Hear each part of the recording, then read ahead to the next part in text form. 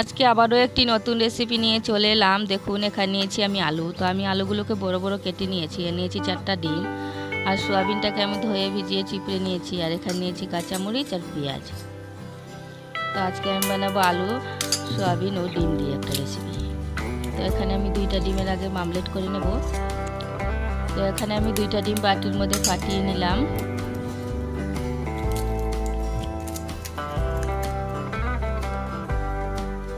আর আমাদের এখানে কতদিন ধরে বৃষ্টি, দেখুন আমার রান্নাঘর একদম ভিজা।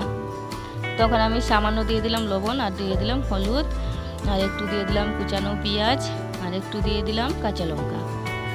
তো দিয়ে এটাকে ভালো করে আমি ফেটে নেব, যাতে সব দিকে ভালো করে লবণ লেগে যায়, কারণ ডিমে সহজে লবণ গলে না, এক জায়গায় থেকে যায়। তার জন্য একটু ভালো করে গুলে নেব। তো দেখুন আমি কড়াই বসিয়ে দিয়েছিলাম, আর সকালে আমি কড়াইয়ে ভাজা ভেজেছিলাম, তো আমার কড়াইটা লাল হয়ে গেছে। তো এবার আমার কড়াই গরম হয়ে গেছে, আর আমি ওখানটার মধ্যে দিয়ে দিলাম তেল।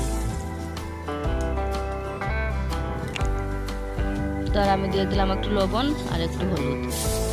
তো দিয়ে এবার আমি সোয়াবিনগুলোকে ভালো করে ভেজে নেব। তো আমি সোয়াবিনগুলোকে দেখুন লাল লাল করে ভেজে নিয়েছি, আর আমার সোয়াবিন লাল লাল করে ভাজা হয়ে গেছে। তো এবার আমি সোয়াবিনটাকে নামিয়ে নিলাম। তো আবার আমি এই কড়াই দিয়ে দিলাম তেল।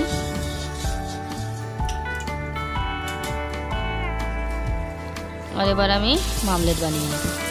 আর আমার রেসিপি যদি ভালো লাগে, আরও নতুন রেসিপি পাওয়ার জন্য যে যেখান থেকেই দেখছেন আমার চ্যানেলটি সাবস্ক্রাইব করে দিন, আর একটি লাইক দিয়ে দিন, আর কমেন্ট করে জানাবেন আমার রেসিপি কেমন হয়েছে।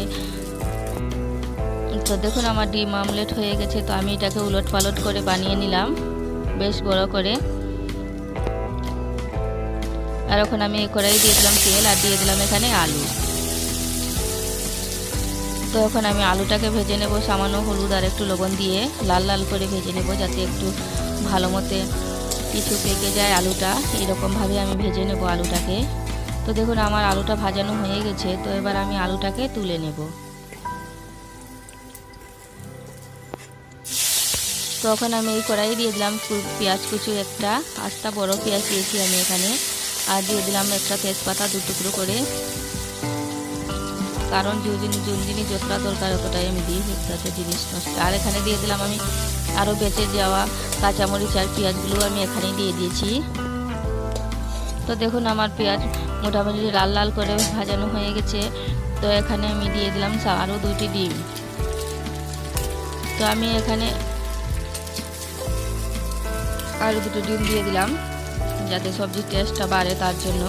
তো দিয়ে আমি ডিমটাকে ভালো করে ঝুরি ভাজা করে নেব। তো দেখুন আমার ডিম ঝুরি ভাজা হয়ে গেছে মোটামুটি।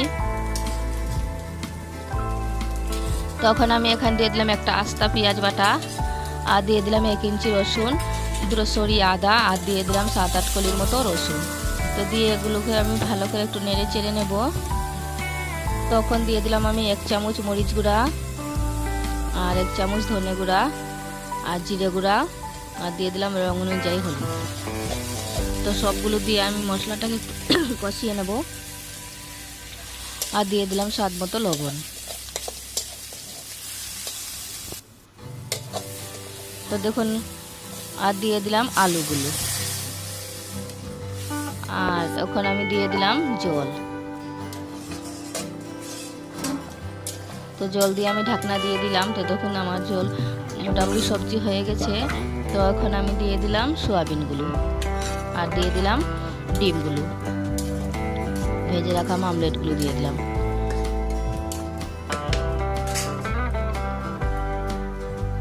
তো দিয়ে এখানে আমি দিয়ে দিলাম সামান্য গরম মশলা।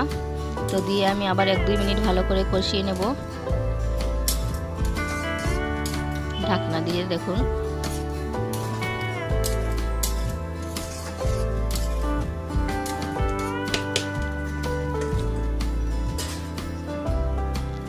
তো আমার সবজি এবার হয়ে গেছে। দেখুন কি সুন্দর হয়েছে সবজি।